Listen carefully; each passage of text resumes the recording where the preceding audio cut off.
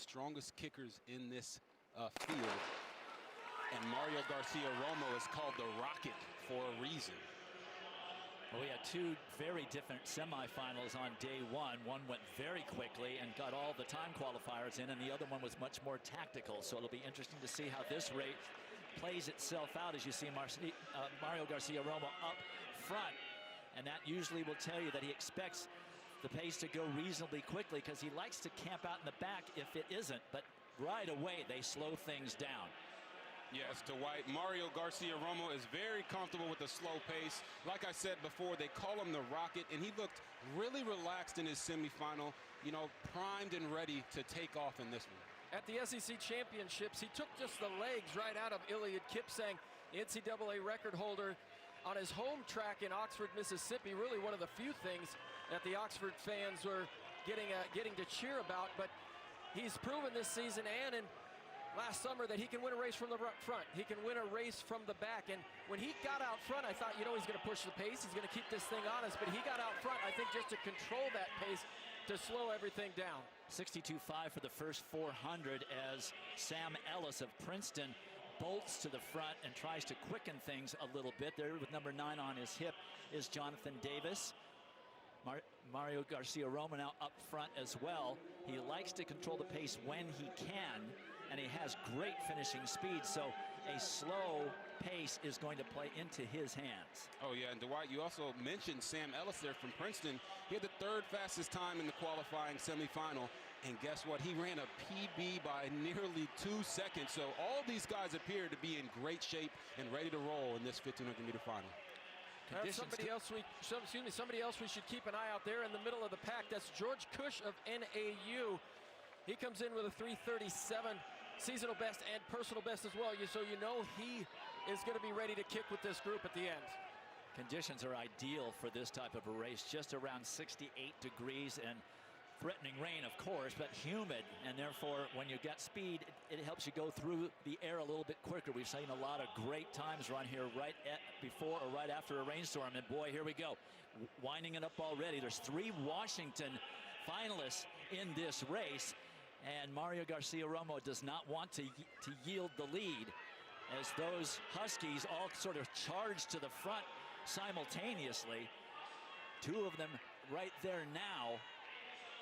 That's Luke Hauser of Washington now in the lead, and Garcia-Romo a little bit boxed right now as they get to the bell.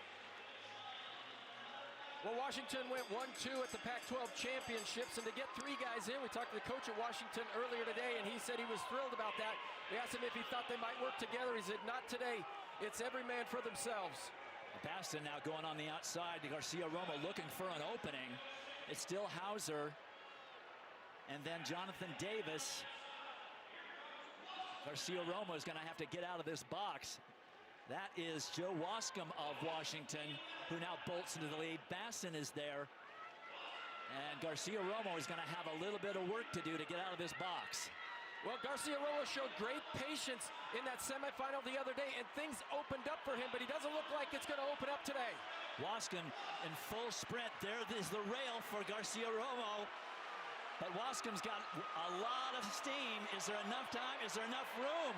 No, Waskom wins it over Garcia-Romo, with Jonathan Davis finishing. No, that is Sam Ellis finishing 3rd for Princeton.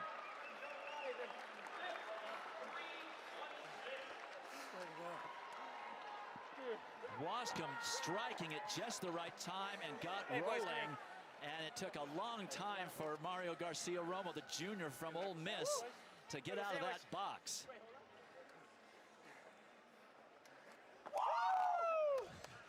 What a celebration that was right there.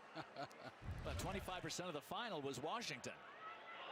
Well, things were going crazy with 200 meters to go, and Mario Garcia-Romo just sat there. He couldn't do anything but just be patient. But Joe Waskom had a really big lead, but the University of Washington Dogs, they went 1-2 here just 3 weeks ago, and they come away with another victory. Just perfect strategy by Joe Waskom. You say Waskom there on the right with a full head of steam and just ran out of real estate, did the junior from Ole Miss. And Washington ends up going 1st and 5th with Garcia Romo unable to duplicate his feat from indoors. Waskom wins at 3:45.58, and Mario Garcia Romo second, but the winner is downstairs with John.